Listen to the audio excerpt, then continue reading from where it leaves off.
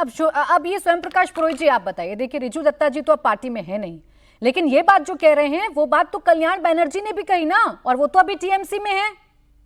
नहीं नहीं, देखिए उनका सबका अपना मत हो सकता है। मुझे बताइए, 2021 में आईपैक एक स्ट्रेटेजी बनाने वाली टीम है, तृणमूल कांग्रेस एक राजनीतिक पार्टी है। ममता बनर्जी को पता है कि चुनाव कैसे लड़ा जाता है। रिजू दत्ता के बोलने से नहीं मानूंगा।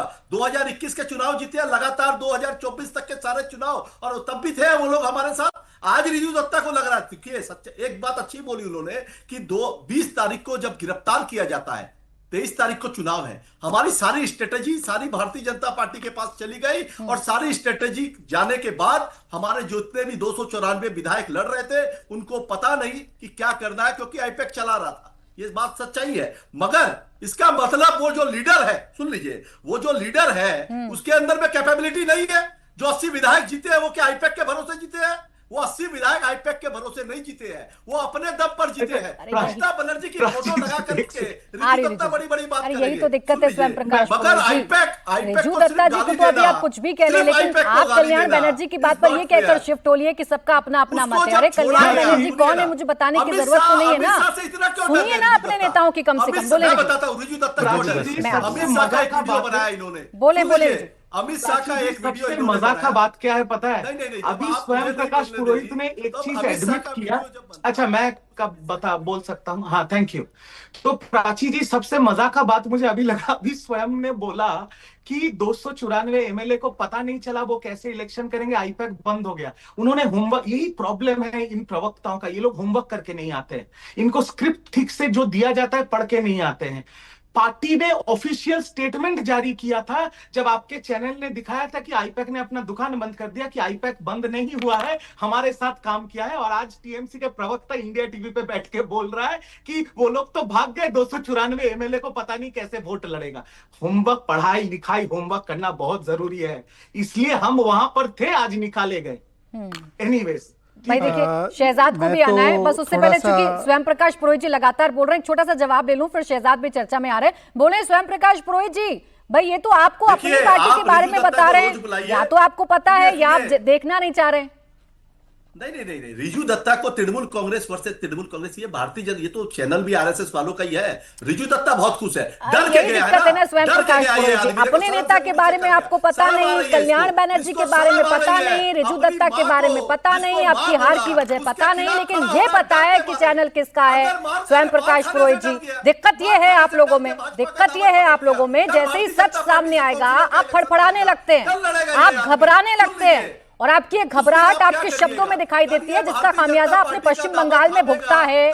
तो प्लीज मुझे आपसे इस बारे में ज्ञान नहीं चाहिए, आप अपनी पार्टी के बारे में बताइए, वो ज्यादा बेहतर होगा। अब आ जाए शहजादा भाई। देखिए, जो रिजू ने कहा उससे भी मैं मतलब निकालूं तो मतलब ये है कि पार्टी, ये जो हार है ये ममता बनर्जी की नहीं, आईपैक की वजह से है, जिसमें साजिशें की गई। एक करके 3 पॉइंट है, मैं 3 पॉइंट एड्रेस करना चाहता हूं। पहले तो स्वयं जी आपकी जानकारी थोड़ी सी गलत है, ये RSS नहीं, ये RS रजत शर्मा का चैनल है, RSS का नहीं है, तो एक एस काट दीजिए तो ठीक हो जाएगा। ठीक है, पहली बात। स्वयं जी थोड़ा अभी पारा नीचे कीजिए ना, थोड़ा सा आप ब्लड प्रेशर का दवा पहुंचाइए यार इनके पास। अच्छा देखिए, मैं क्योंकि रामायण का थोड़ा जानकार भी हूँ, विभीषण आए थे, पर विभीषण रावण के हारने के बाद नहीं आए, विभीषण रावण के हारने से पहले आए थे। अब रिजू दत्ता जी जब आए हैं तो ठीक है, उन्होंने मुझे दावा भी किया था कि मैं आऊँगा नहीं, टीवी पे 100 सीट से ज़्यादा हो जाएगी बीजेपी की, तो पर ठीक है, वो पुरानी बातें गई तो गई।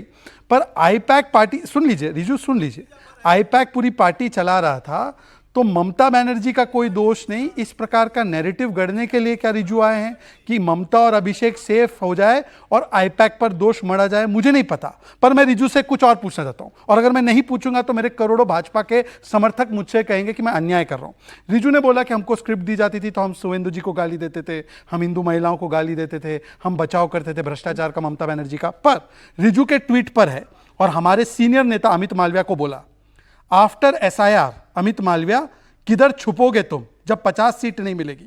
मैं स्क्रीनशॉट लेकर ये ट्वीट बचा रहा हूं।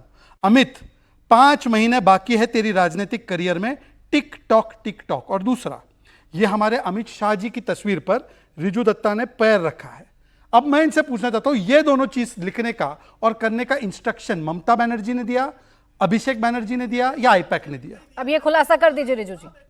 बिल्कुल। पहला तो शहजाद के साथ मेरा एक चैलेंज हुआ था एक चैनल पे, सही बात है, और मैंने शहजाद को बोला था अगर हम नहीं जीतेंगे तो हम टीवी पे नहीं आएंगे। तो शहजाद हम टीवी पे आ रहे हैं पर तृणमूल बन के नहीं आ रहे हैं, तो चलो तुम जीते चैनल। तो आई एम नॉट अ सोर loser, number 1।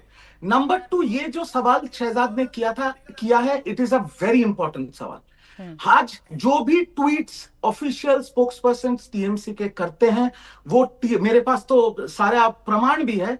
Every tweet comes from the IUPAC office, लिखा करके, वहां उसका एक एक्सक्लेमेशन मार्क भी आप चेंज नहीं कर सकते, तो आपको रिब्यूक किया जाता है इंटरनली, नंबर 1। नंबर 2, ये जो अमित शाह जी का फोटो अभी शहजाद ने दिखाया, this is a program in Nandigram, and I am telling you, जितने टफ असाइनमेंट्स थे ना, शहजाद को पता है, जितने टफ असाइनमेंट्स थे तृणमूल कांग्रेस के, नंदीग्राम जहां पर नेता प्रतिपक्ष थे शुभेंदु अधिकारी जो आज मुख्यमंत्री है, वो सब मुझे ही दिया जाता था, पंचायत से लेके 27 दिन शहबाज सराय। और उस दिन पूरा ये जुलूस होने के बाद ये बाकायदा बोला गया है कि एक शुभेंदु का प्रिंट आउट लो, एक अमित शाह का प्रिंट आउट लो एंड उसको जलाओ। तो जलाने का माचिस नहीं मिला, इसलिए फोन करके बोला गया था ये करो। मैं तो ओपन बोल रहा हूं टीवी पे।